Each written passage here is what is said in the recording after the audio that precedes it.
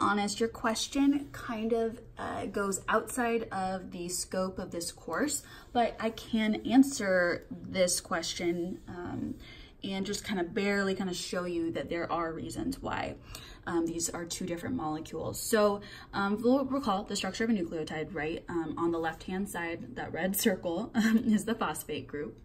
And then that phosphate group is bonded to a sugar.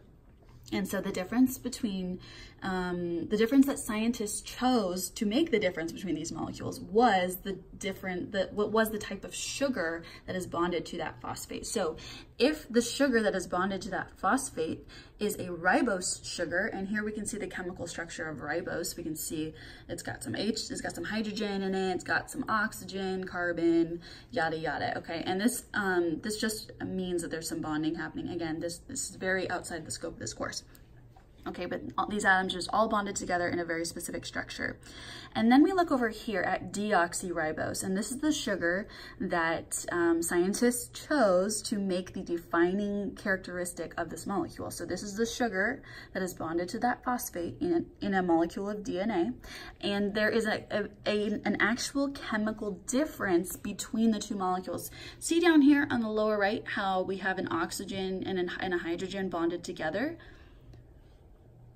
It's missing in our molecule of deoxyribose. So that hydrogen is not bonded to that oxygen anymore.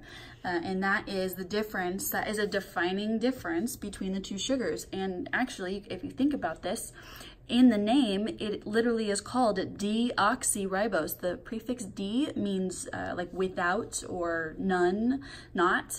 And then oxy stands for oxygen because it's missing an oxygen. So this sugar is literally ribose without oxygen.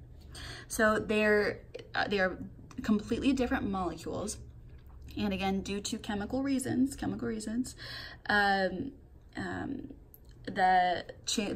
the change between the two sugars then also affects whether or not other molecules can then bind to it. So for whatever reason, I mean, I'm not Mother Nature, for whatever reason, due to the laws of chemistry, ribose can only bind to adenine, sorry, I don't want to say this wrong, adenine, uracil, cytosine, and guanine, and deoxyribose can only bind to adenine, thymine, guanine, and cytosine. So I guess in short, partly the answer is Mother Nature decided so, partly the answer is chemistry says so, and partly also the answer is, you know, scientists chose to name these molecules this way.